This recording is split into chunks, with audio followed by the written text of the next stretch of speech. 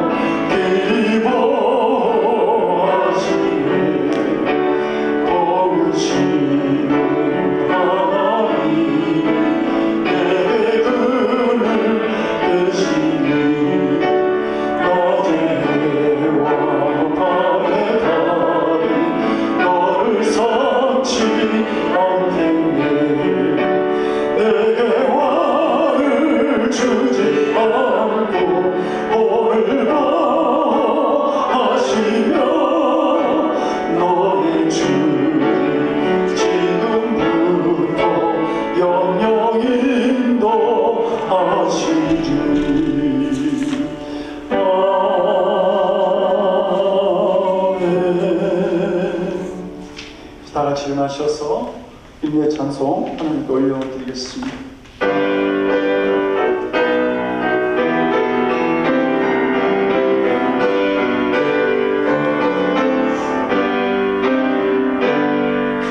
지존하신 주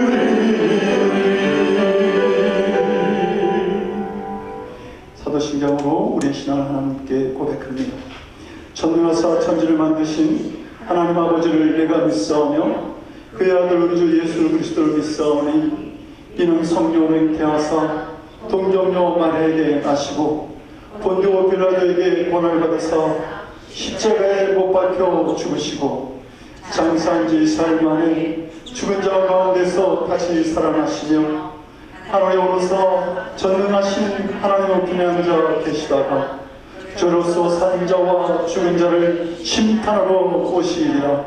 성령을 믿사오며 거룩한 공예와 성도가 서로 교통하는 것과 죄를 사하여 주시는 것과 몸이 다시 사는 것과 영원히 사는 것을 믿사옵나이다. 아멘. 126장 찬송하겠습니다.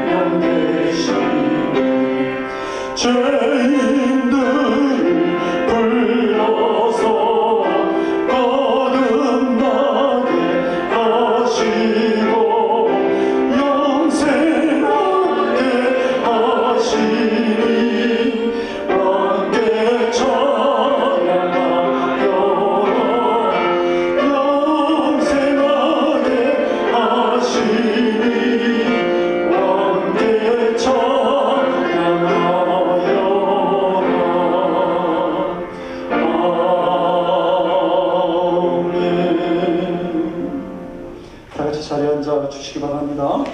이제 우리 모두 함께 공동의 기도 함께 하시겠습니다. 먼저 교도문을 나누어서 보도록 합니다. 성문으로 나아가라 나아가라 백성이 올 길을 닦으라. 큰 길을 추축하고 추축하라. 돌을 제하라. 만민을 위하여 기치를 들라. 여호와께서 땅 끝까지 선포하시되 너희는 딸 시온에게 이르라. 보라 내 구원이 이르렀느니라. 보라 상속의 길을 이고 보험이 그 앞에 있으라 하시느니라. 사람들이 너를 이끌어 거룩한 백성이라 여호와께서 곧 속하신 자라 하겠고 또 너를 이끌어 찾음받은 자여 버림받지 아니한 성이라 하리라. 선지자 이사야의 책에 쓴 바 광야에서 외치는 자의 소리가 있어 이르되 너는 주의 길을 준비하라. 그의 오실 길을 곧게 하라. 모든 골짜기가 메워지고 모든 산과 작은 산이 낮아지고 굵은 것이 굵어지고 험한 길이 평탄해질 것이요. 같이 있습니다. 모든 육체가 하나님의 구원하심을 보리라 함과 같으니라. 함께 공동 기도문을 하시겠습니다. 모든 만물을 창조하시고 우리의 삶을 주관하시는 전능하신 여호와 하나님, 이 시간 찬양과 경배와 모든 영광을 아버지께 올려드립니다. 2025년이 다 지나가는 이 시간까지 하루하루 호흡 주시고 생명 주신 하나님께 감사를 드립니다. 앞으로도 오직 하나님만을 온전히 바라보고 나아감으로 온 마음과 정성과 뜻을 다하여 오직 주님만을 사랑하고 높여드리는 믿음의 삶을 살아가는 저희 모두가 되게 하여 주시옵소서. 말씀이 육신이 되어 세상에 오신 주님, 성탄의 계절, 우리가 그 주님을 만나는 나의 크리스마스 이야기를 가질 수 있게 하여 주시옵소서. 그래야 주님께서는 늘 우리와 동행해 주셨고 그 무한하신 사랑 안에 우리를 거하게 하셨음을 알게 하여 주시옵소서. 우리의 연약함을 아시는 주님, 하늘의 신령한 복으로 우리의 몸과 마음을 채워 주시옵소서. 사랑하는 성도들도 언제나 서로에게 주님의 의와 사랑을 나누는 믿음의 교제가 있게 도와주시옵소서. 오늘 당회를 통해 선출될 임원들에게 은혜를 베푸셔서 맡은 자들에게 구할 것은 충성임을 알고 각자 맡겨진 것에 순종할 때 하나님의 즐거움에 참여하는 주의 자녀들 되게 하여 주시옵소서. 예배드리는 저희에게 찬양과 기도를 통해 열린 마음을 주시고 말씀을 들을 때 듣는 길을 허락하셔서 주님께서 부어주시는 충만한 은혜로 언제나 참된 예배자로 살아갈 수 있는 능력이 임하게 하여 주시옵소서. 이 모든 말씀 다시 오신 우리 주 예수 그리스도를 받들어 기도드립니다. 아멘. 오늘 우리에게 주시는 하나님 말씀 같이 봉독합니다. 데살로니가 후서 2장 13절에서 17절까지 말씀입니다.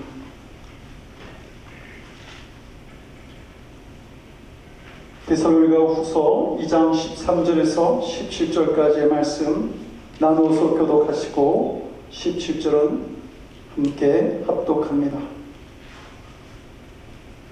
주께서 사랑하시는 형제들아, 우리가 항상 너희에 관하여 마땅히 하나님께 감사할 것은 하나님이 처음부터 너희를 택하사 성령의 거룩하게 하심과 진리를 믿음으로 구원을 받게 하시니 이를 위하여 예를 복음으로 너희를 부르사 우리 주 예수 그리스도의 영광을 얻게 하려 하십니다.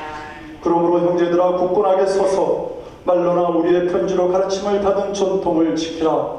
우리 주 예수 그리스도와 우리를 사랑하시고 영원한 기도와 좋은 마음을 은혜로 해주신 하나님 우리 아버지께서 같이 있습니다. 너희 마음을 위로하시고 모든 선한 일과 말에 굳건하게 하시기를 원하노라. 아멘. 기도하겠습니다. 좋으신 하나님, 오늘도 저희들을 불러 모아주시고 하나님의 말씀을 듣게 하시니 감사드립니다. 이 어두운 세상 살아갈 때에 말씀을 듣는 저희들이 그 말씀으로 인하여 빛된 삶을 살아가게 하시고 빛으로 걸어가는 복된 삶이 있을 수 있도록 주여 도와주시옵소서. 이 시간 말씀을 전할 때에 성령께서 우리의 마음 한가운데 거하셔서 듣는 길을 허락하시고 또 말씀이 우리의 중심에 잘 자리 잡을 수 있도록 주여 은혜 내려 주시옵소서. 말씀을 통해서 우리의 삶이 이어갈 때에 모든 영광 주께서 받아주실 줄로 믿고 감사드리며 우리 주 예수 그리스도를 받들어 간절히 기도드려옵나이다. 아멘. 오늘 본문을 통해서 하나님께서 우리에게 강조하고 싶으신 말씀이 있습니다. 그것은 우리가 믿음으로 굳게 서라라고 하는 말씀입니다. 바울이 오늘 본문을 통해서 우리가 믿음에 굳게 서기를 원하는 말씀을 두 번이나 하고 있는데, 하나는 15절에서 데살로니가 교회 성도들에게 명령하는 말로 굳게 서라 그렇게 말하고 있고, 17절에서는 하나님께 중보 기도를 드리는 그런 기도의 내용을 통해서 우리가 데살로니가 교회 성도들이 믿음에 굳게 서기를 바라는 당부를 하고 있습니다. 사도 바울이 데살로니가 교회 성도들에게 믿음에 굳게 서기를 바라는 당부를 연거푸 두 번씩이나 하는 거기에는 나름대로의 이유가 있습니다. 첫 번째는 당시 상황이 믿음으로 살아가기에 너무도 어려운 시대였기 때문입니다. 바울이 복음을 받아들이기 전, 회심하기 전에는 기독교인들을 핍박하는 자였고 지금은 복음을 전하는 자의 삶을 살고 있습니다. 이 두 가지를 다 해보았던, 성도들을 핍박하기도 했고 또 복음을 전하면서 핍박을 당하는 그런 이 일들을 다 경험했던 사도 바울로서는 복음을 따라 산다, 믿음을 따라 산다라고 하는 것이 얼마나 힘든 일인지 넉넉하게 충분히 경험하였던 것이죠. 그래서 바울은 지금 핍박을 받고 있는 데살로니가 교회 성도들이 이 사탄의 세력에 대해서 두려워하거나 흔들리지 말고 오직 복음을 더 굳건하게 부여잡고 담대하게 믿음의 삶을 살아나가기를 간절하게 바라고 있었던 겁니다. 바울은 다메섹 도상에서 예수님을 만난 이후에 32년 동안 복음을 전하는 사역을 감당하게 됩니다. 그 복음 전하는 사역을 감당할 때에 수많은 고통과 어려움도 있었고 그 가운데 이 바울에게 큰 힘이 되어 주었던 많은 성도들도 있습니다. 그래서 로마서 16장을 보게 되면 자신을 위해서 기도하고 도와주었던 많은 사람들의 이름이 기록되어져 있죠. 그러나 바울에게 그렇게 도움을 주었던 것만은 아닙니다.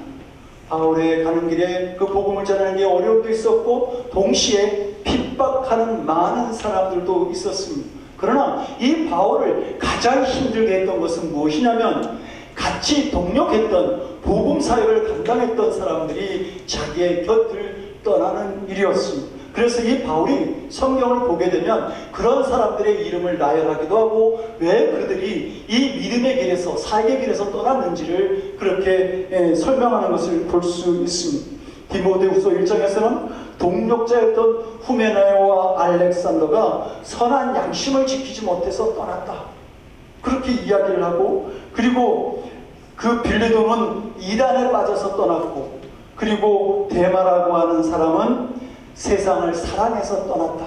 그러니까 이단의 유혹도 있었고 세상의 즐거움도 있었고 그리고 믿음의 길을 갈 때 오는 핍박이 있었기 때문에 그 고난으로 인해서 그들이 믿음의 길을 떠났다라고 하는 것. 그만큼 당시에 믿음의 삶을 사는 것은 쉽지가 않았습니다. 성도 여러분, 그러면 오늘날은 어떻습니까? 오늘날은 믿음의 신앙의 삶을 살아가는 게 쉬운 그런 상황 같습니까? 아니요, 예수님은 우리들에게 그렇게 말합니다. 너희들의 믿음의 길은 좁은 문으로 들어가는 길이다. 그러므로 너희들이 좁은 문으로 가는 힘든 길을 가기 때문에 자기 십자가를 지고 가는 그런 결단이 있어야 한다고 우리에게 말씀해 주셨습니다. 믿음의 길을 간다라고 하는 것, 신앙의 삶을 산다라고 하는 게 결코 쉽지 않다라고 하는 말씀입니다. 우리는 예수님 때문에 겪지 않아도 될 고난을 당하기도 합니다. 믿음으로 살아간다라고 하는 것 때문에 손해를 볼 수도 있고 하지 않아도 될 희생을 우리가 강요받기도 하고 희생을 할 때도 있다라고 하는 겁니다. 그리고 우리가 이렇게 믿음의 길을 따라갈 때에 세상은 끊임없이 우리를 유혹하죠. 그리고 그 믿음의 길을 따라 살지 못하도록 그렇게 방해하고 있는 것을 봅니다. 그래서 사도 바울이 본문에서 당부하는 것이죠. 너희들 세상의 쾌락을 쫓아가지 마. 이단의 유혹에 넘어가지 마. 무엇보다 너희들 고난을 당하느냐, 그 고난으로 인해서 너희들의 선한 양심, 믿음의 길에서 벗어나는 삶을 살아가지 마. 그렇게 본문에서 당부하는 것이죠. 흑인 인권운동을 하다가 백인 인종 차별주의자의 그 총에 의해서 죽음을 당한 마틴 루터 킹 주니어 목사님이 1965년 3월 8일에 있었던 알라바마 주 그 셀마 대행진이 있었는데 그 대행진을 하기에 앞서서 행한 연설에서 이렇게 말합니다. 그가 어떠한 사람이었는지를 알 수 있는 궁극적인 척도는 평안하고 형편이 좋을 때 그가 어디에 있었느냐가 아니라 도전과 논쟁, 고난의 시기에 그가 어디에 있었느냐를 볼 때에 그가 어떠한 사람인지를 알 수 있다. 사도행전 5장 41절을 보게 되면 초대교회 그 사도들이 사도들의 믿음이 어땠는가를 그 41절에서 말하여 주고 있는데요. 이렇게 말씀합니다. 사도들은 그 이름을 위하여 능력받는 일에 합당한 자로 여기심을 기뻐하며, 그 이름을 위하여, 즉 예수 그리스도의 이름을 위하여 능력을 받는 자, 고난을 받는 자로 여김을 합당하게 여겼다, 당연하게 여겼다. 그래서 기뻐했다. 그 자로 여기심을 기뻐하면서 공의 앞을, 그 재판하는 그 자리를 떠나갔다, 그렇게 말하고 있습니다. 그들이 복음을 전하다가 매를 맞고 옥에 갇히기도 하고 죽기도 했습니다. 그런데 이 사도들이 그것을 기뻐했다고 합니다. 예수 그리스도 이름을 위해서 내가 이 고난을 받는다고 하는 사실에 대해서 그들이 기뻐했다고 하는 것이죠. 예수 그리스도, 그분이 우리의 구원자이시기 때문입니다. 구원자 되시는 그분을 위해서 내가 고난을 받아 능히 기뻐하면서 받을 수 있는 일이지, 이 믿음이 결코 세상이 이길 수 없는, 이 믿음이 세상을 이길 수 있는 능력을 가진 믿음이라고 말할 수 있을 것입니다. 찬송가 586장 1절은 이렇게 말하죠. 어느 민족 누구에게나 결단할 때가 있는데 창과 거짓 싸울 때 어느 편에 설 건가? 주가 주신 새 목표가 우리 앞에 보이니 빛과 어둠 사이에서 선택하며 살리라. 창과 거짓, 빛과 어둠이 우리가 믿음의 길을 갈 때 항상 있다고 하는 것이죠. 그런데 그 사이에서 우리가 무엇을 선택할 것인가? 우리가 주님께서 주신 그 새 목표를 보면서, 이 찬송가 뒤편은 이렇게 말합니다. 주가 주신 새 목표가 우리 앞에 보이니 빛과 어둠 사이에서 선택하며 살겠다. 주가 주신 새 목표, 하나님의 나라에 대한 새 목표, 진리를 따라 사는 새 목표, 그 주님 주신 새 목표가 우리에 있기 때문에 참과 거짓 사이에서 그 새 목표를 따라 우리가 살아가겠다고 결단하고 고백하는 것이 신앙인의 삶, 우리의 삶, 믿음의 삶이라고 하는 것입니다. 바울이 굳건하게 살라고 당부한 두 번째 이유가 뭐냐면, 데살로니가 성도들의 믿음이, 그 믿음의 뿌리가 깊이 내리지 못하고 있었기 때문입니다. 바울은 예수님의 복음을 전하기 위해서 4번에 걸쳐서 전도 여행을 하게 됩니다. 그리고 2차 전도 여행하는 그 주 50년경에 데살로니가에 가서 복음을 전하게 되죠. 근데 한 사람의 기독교인도 없던 이 데살로니가 교회에 야손이라고 하는 사람, 그리고 아리스다고와 세군도와 같은 이 유대인이 이 바울의 복음을 듣고 예수님을 믿게 됩니다. 그리고 야손의 집에 모여서 이제 개척교회가 시작되어지죠. 바울의 적극적인 복음 전도로 인해서 많은 사람들이 야손의 집에 몰려들게 됩니다. 이방인들, 유대인들도 모여들면서 예배를 드리게 돼요. 그런데 동시에 그 유대인들이, 전통적인 유대 율법을 주장하는 유대인들이 이 야손의 집에 몰려가서 핍박을 시작하고 바울을 모함하고 고소하고, 이런 어려운 일들이 계속 진행되어집니다. 그냥 여기서 끝나면 좋겠는데 이 유대인들이 믿는 기독교인들을 핍박하기 시작했어요. 그래서 바울이 거기에서 오랫동안 전도를 못하고 3주간만 말씀을 전한 다음에 그곳을 떠나게 됩니다. 그러니까 이 3주간만 말씀을 전했는데도 불구하고 데살로니가 교회 성도들의 믿음이 아주 깊이 뿌리를 내리고, 그리고 그 예수님을 영접하면서 기뻐하는 그 예배, 그 성도의 모험이 진행되어지죠. 그런데 문제는 이 신앙의 경력이, 짧은 신앙 경력을 갖다 보니까 그들이 예수님을 어떻게 믿어야 되는지, 교회 생활은 어떻게 해야 되는지, 그런 것을 제대로 배우지 못한 상황에서 그들의 모임이 진행되어졌고, 무엇보다도 그 당시 그 기독교인들 사이에서 유행했던 게 뭐냐면 말세론이죠. 그리고 예수님이 오신다라고 하는 말씀이 유행되어졌었는데, 이것에 대해서 성경의 지식이 짧았던 데살로니가의 성도들은 제대로 대처할 수가 없었던 겁니다. 그래서 그들이 그 혼돈스러운, 이 흔들리는 그 믿음의 위험성을 가지고 있었기 때문에 바울이 너희들 흔들리지 마, 이런 일에 흔들리지 마, 오직 그리스도만을 고백하는 믿음에 굳게 서기를 바란다라고 하는 그런 당부를 했던 것이죠. 성도 여러분, 그러면 어떻습니까? 믿음의 연수가 짧기 때문에 그래서 연약한 믿음을 가지게 되는 건가요? 아니요. 우리는 엘리야를 잘 압니다. 엘리야가 어떤 사람인가요? 갈멜산에서 하늘로부터 불이 내려오게 했던 놀라운 기적을 베풀었고 3년 6개월 동안 이스라엘 땅에 비가 내려오지 않았을 때 그가 아합 왕에게 뭐라 그럽니까? 올라가서 먹고 마셔라, 편안하게 있어라, 큰 빗소리가 들린다. 하늘은 쨍쨍하게 맑은데 그런 확신을 가졌던 사람이 엘리야였습니다. 그러나 그가 왕비 이세벨이 내일 이맘때까지 내가 너를 반드시 죽일 것이다 라고 하는 얘기를 들었을 때에 그가 북이스라엘에서 남유다로 거의 90마일이나 떨어진 그 남유다 끝까지 도망을 하고 도망을 해서 로뎀나무 밑에서 뭐라 그럽니까? 여호와여 넉넉하오니 내 생명을 취하여 주시옵소서.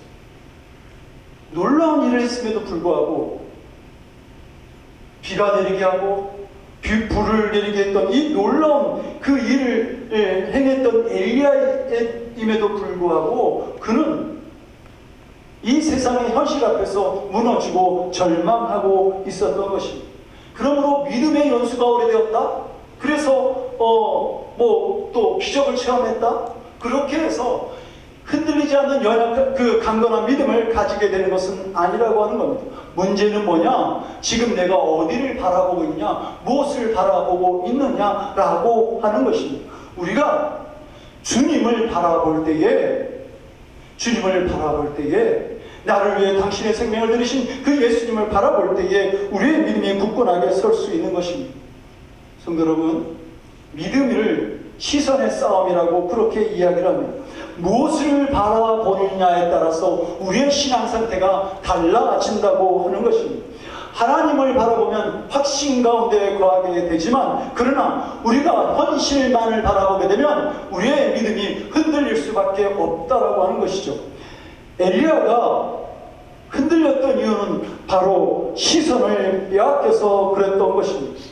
하나님을 바라보는 동안에는 당당하고 확신 가운데 기적을 행하는 사람이었습니다. 그런데 눈앞에서 벌어지는 현실의 시선을 빼앗기게 될 때에 마음에 두려움과 의심이 밀려오고 결국 그의 확신이 흔들리게 되었던 겁니다.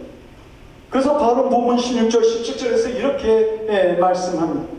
우리 주 예수 그리스도와 우리를 사랑하시고 영원한 위로와 좋은 소망을 은혜로 주신 하나님 우리 아버지께서 너희 마음을 위로하시고 모든 선한 일과 말에 굳건하게 하시기를 원하노라. 지금 바울이 하는 얘기는 그거예요. 데살로니가 교회 성도들에게 하는 말은 데살로니가 교인들아 너희는 지금 사랑과 위로와 소망이 되시는 하나님만을 바라보라. 그렇게 말하고 있는 것이죠. 그리고 그렇게 하나님을 바라볼 때에 그 이유에 대해서 그 하나님을 바라볼 때에 너희들의 믿음이 굳건하게 설 수 있기 때문이라고 권면하고 있는 것입니다. 우리는 바다 위로 걸어오시는 예수님을 바라보던 베드로가 나도 무리를 걷게 하소서 했던 이야기를 너무도 잘 알고 있습니다. 그리고 그 베드로의 말대로 베드로가 무리를 걷게 되죠. 그때는 예수님을 바라볼 때입니다. 그러나 베드로가 다시 물에 빠질 때 그때는 풍랑이 있는 바다를 바라볼 때에 그가 물에 빠집니다.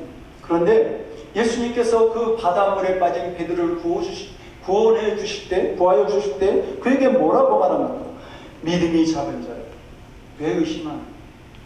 성도 여러분, 우리가 세상을 바라볼 때 믿음이 작은 자가 될 수밖에 없다는 말입니다.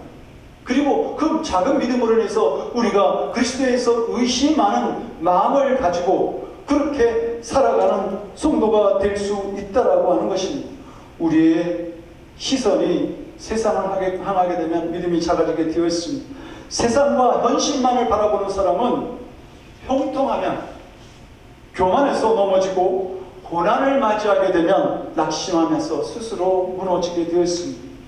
하나님을 바라보면 우리의 시선이 하나님께 고정되어질 때 승리하지만 세상을 바라볼 때 실패한다라고 하는 말입니다. 그러므로 우리의 영적인 시선은 우리가 어떠한 상황에 처해든지 그런 상황과 상관없이 언제나 시선을 우리 주님께, 우리 하나님께 고정시킬 수 있어야 합니다. 이것이 믿음의 삶을 살아가는 우리의 승리의 비결이 되는 것입니다. 히브리서는 이렇게 말하죠. 믿음의 주여 또 온전하게 하시는 이인 예수를 바라보자. 예수를 바라보자고 말하는.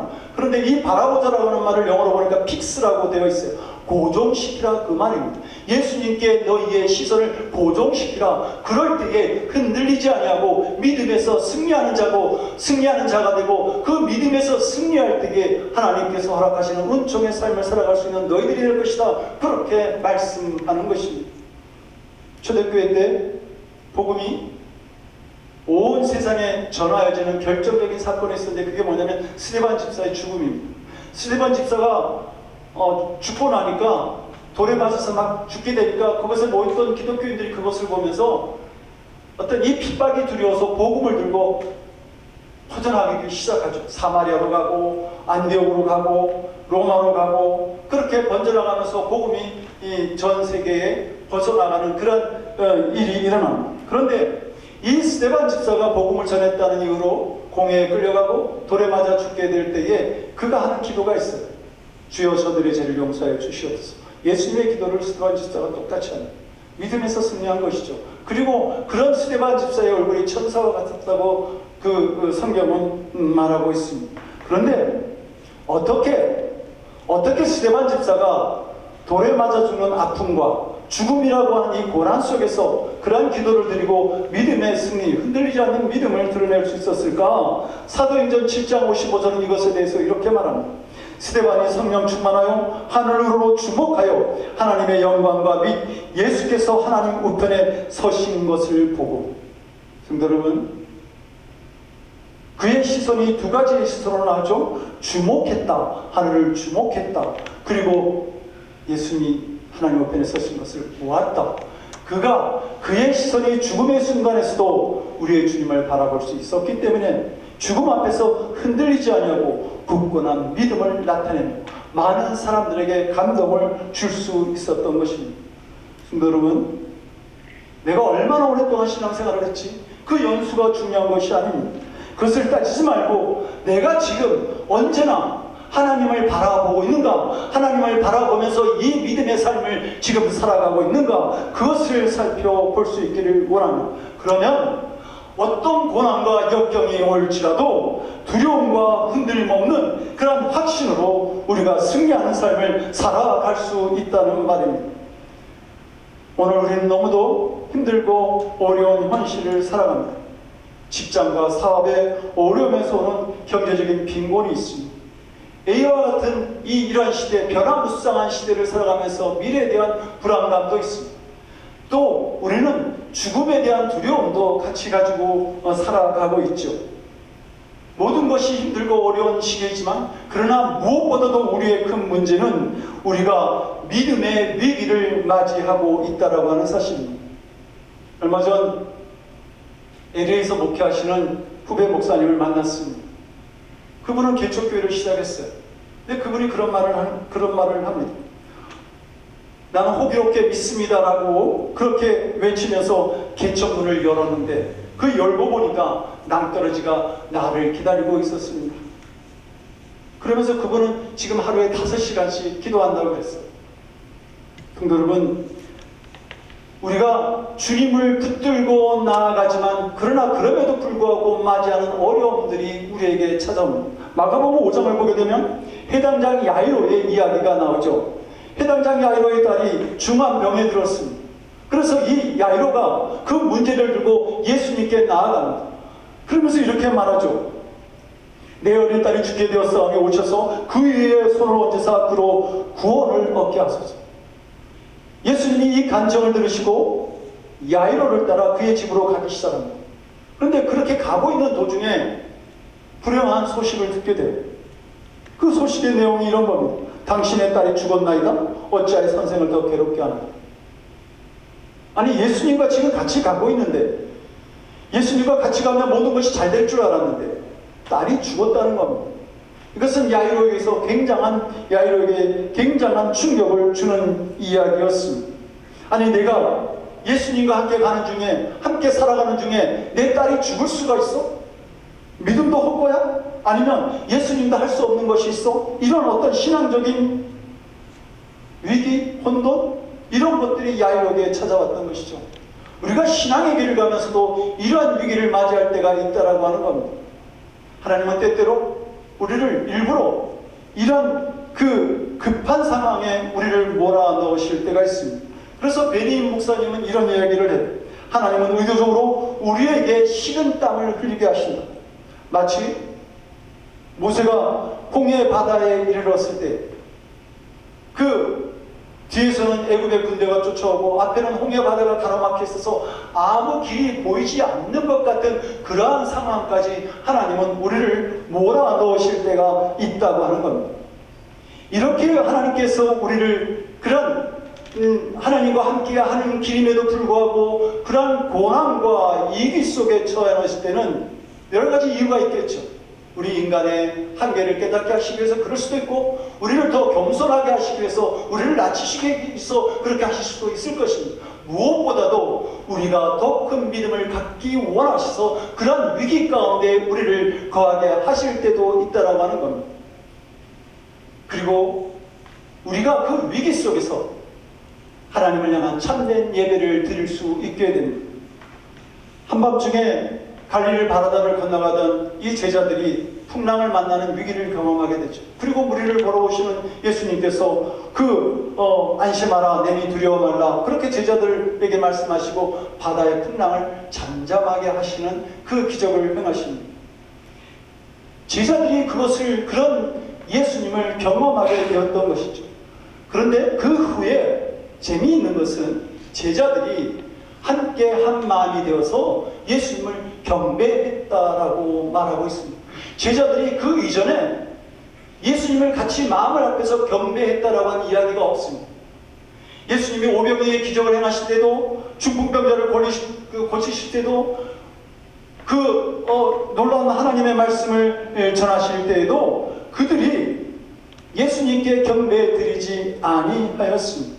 그런데 오직 예수님께서 폭풍 가운데 그 폭풍의 위기를 잠재우실 때에 그들이 한마음이 되어서 함께 무릎 꿇고 예수님께 경배를 드립니다.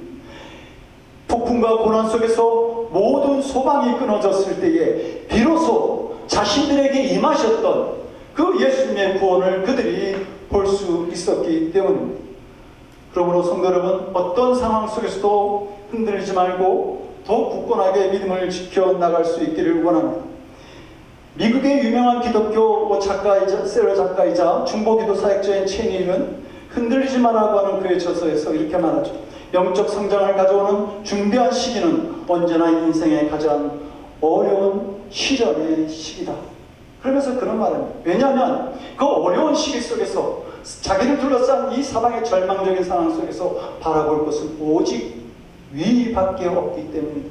나의 시선을 위로 돌릴 수밖에 없기 때문이다 라고 말합니다.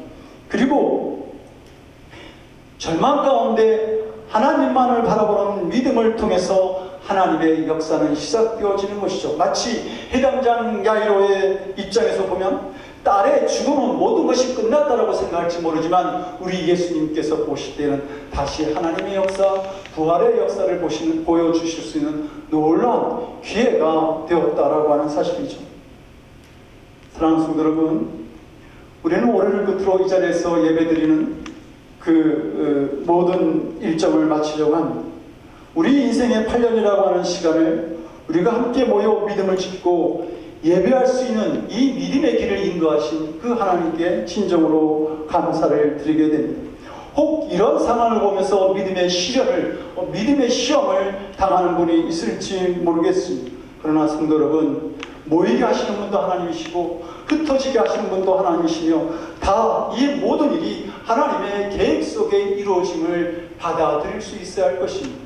하나님께서 이스라엘 백성들을 선택한 민족으로 그들을 부르셨지만, 그러나 그들이 로마의 침공을 받고 2000년 동안이나 나라 없는 백성으로 고난과 어려움을 당한 것처럼 하나님의 역사 속에는 우리가 이해할 수 없는 일들이 진행될 수도 있는 것입니다.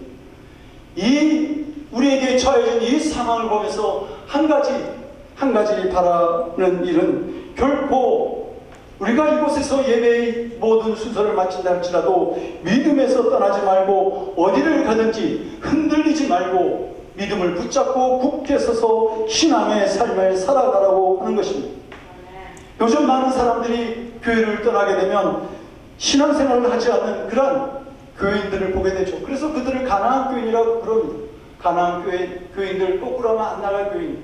그런 삶의 자리에 있는 그러한 성도들을 볼 때가 많이 있습니다. 그러나 고난 중에도 우리가 믿음의 신앙을 지키게 될 때에 하나님의 선하신 역사를 경험하게 되고, 그 하나님의 선하신 역사 속에서 우리는 여전히 나와 함께 하시는 하나님의 은혜를 경험하는 그런 은혜로운 삶, 하나님의 자녀된 삶을 기쁨으로 살아갈 수 있게 되는 것이죠.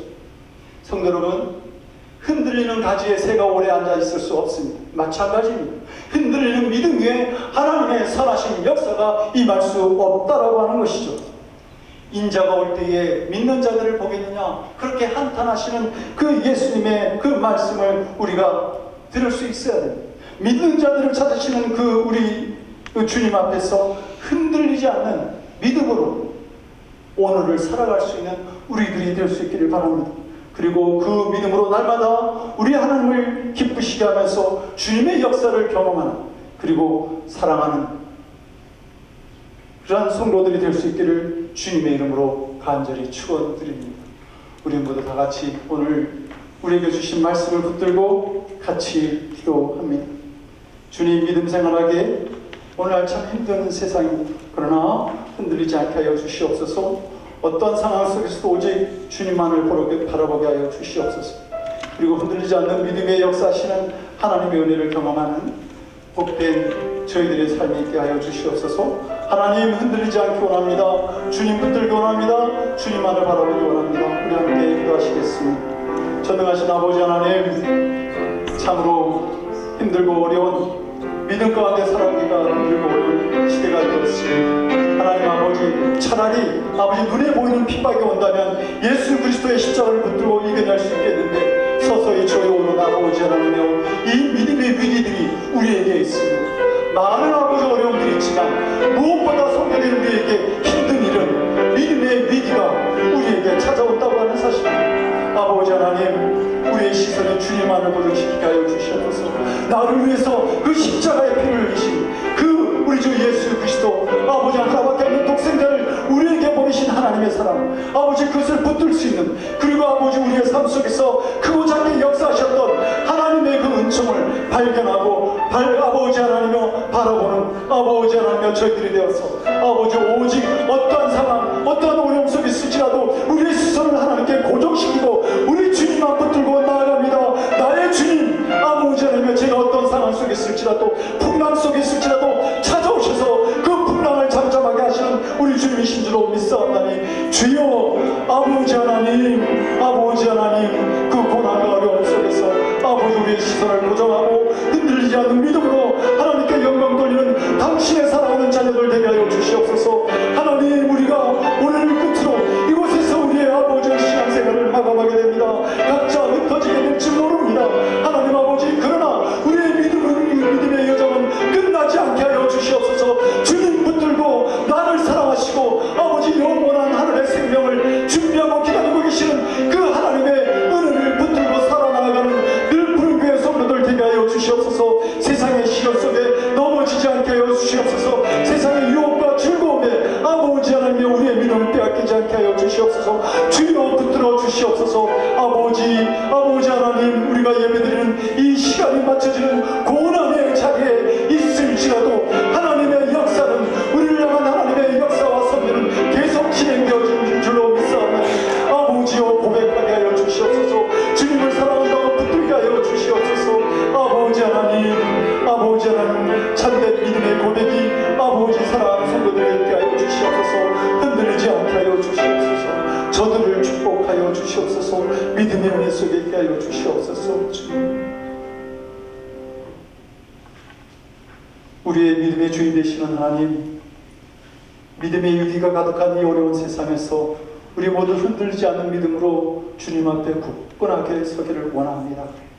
오히려 더욱더 하나님을 바라보면서 아버지 하나님, 더욱더 많은 하나님의 영광을 나타낼 수 있는 그러한 귀한 믿음의 삶을 살아가기를 원하옵나니, 아버지 하나님, 우리가 그 믿음으로 나아갈 때에 아버지는 우리에게 허락하시는 많은 주님의 은혜를 경험하고 그리고 믿음으로 영광 돌리고 승리하는 삶을 살아나가는 우리 모든 사랑하는 성도들 될 수 있도록 주님 은혜 내려 주시옵소서.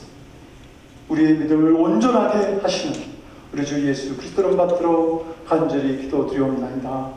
아멘. 546장 다 같이 찬송하시겠습니다.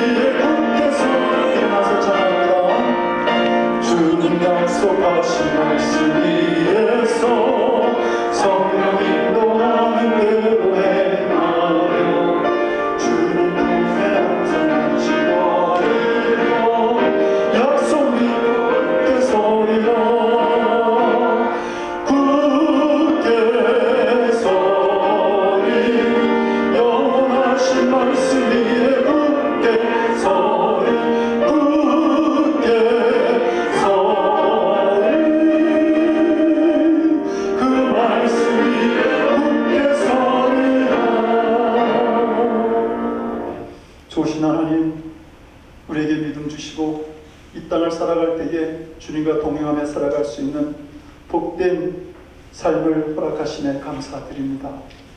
우리가 이 땅 살아갈 때에 크고 작은 어려움이 있겠으나 동행하시고 그 길을 열어주시고 통통한 삶으로 인도해 주셨음에 감사하여 아버지 하나님, 당신의 사랑하는 자녀들이 믿음으로 이 시간 물질을 드렸습니다.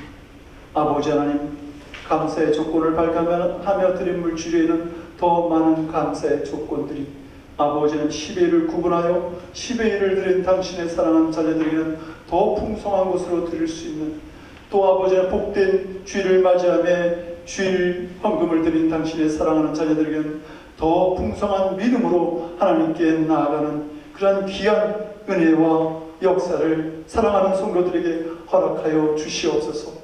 그리하여서 아버지 하나님, 꾸어질지언정 고임을 당하지 아니하는 풍성한 아버지 은혜 속에서 살아갈 수 있는 하나님의 자녀들 되기를 원하옵나니 축복하여 주시옵소서. 이 물질이 쓰여지는 곳에서도 하나님께서 기뻐하시는 곳에 사용되어질 수 있도록 주님 은혜 내려 주시옵기를 간절히 바라고 원하며 우리 주 예수 그리스도를 받들어 간절히 기도드리옵나이다. 아멘. 자리에 앉아주시기 바랍니다. 교회 소식 알려드리겠습니다. 오늘 예배를 마치면 바로 이 자리에서 우리 당회를 시작하도록 하겠습니다. 그리고 다음 주는 2025년 성탄 주일로 드리게 됩니다. 오늘까지 신청 권사 교육이 있습니다. 성탄 주일 오늘 저희가 신천 권사님, 집사님에 대해서는 모든 교인들이 동의하여서 우리가 교육과 이것이 이루어진 줄 압니다. 그래서 당의 순서를 통해서 다시 한번 확인을 하겠지만 그 모든 순서가 잘 맞춰지면 다음 주에 신천 집사님, 권사님 임명식을 하도록 하겠습니다. 우리가 드리는 성탄 헌금은 선교 헌금으로 사용되어지고요. 이것을 위해서 다음 주 예배 마친 다음에 잠시 모여서 우리가 1년 동안 모아진 선교 헌금과 성탄 헌금을 어떻게 선교지로 사용할지를 선교인 모임에서 결정하도록 하겠습니다. 교회 달력 남아있으니까 받아가시기 바라고요. 그리고 제가 말씀 중에 드렸지만 우리가 2020년 1월부터는 사택에서 예배를 드리게 됩니다. 흩어지기도 하고 모이기도 하겠지만 성도 여러분들 위에서 기도해 주시고 늘 푸른교의 모든 행정들이 그대로 옮겨진다라고 생각하시고 장소만 다르다 이러한 믿음을 가지고 함께 이 새로운 여정에 기도해 주시기 바랍니다. 금주기도는 우리 조동산 조열순 목사님 가정입니다. 두 분의 건강을 위해서 성도 여러분 기도해 주시고 노년의 행복을 위해서 또 축복된 사람들과 함께 많은 교제를 나눌 수 있는 그러한 삶을 위해서도 성도 여러분들 기도해 주시기 바랍니다. 이제 우리 일어나셔서 주기도문 찬양하고 축도로 예배 마치겠습니다.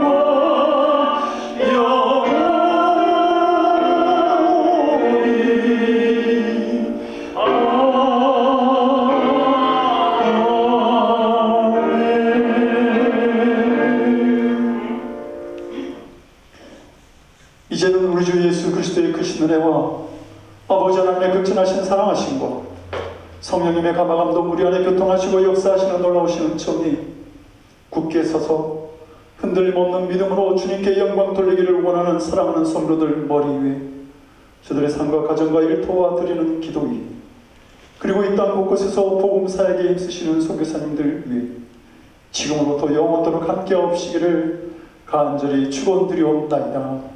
아멘.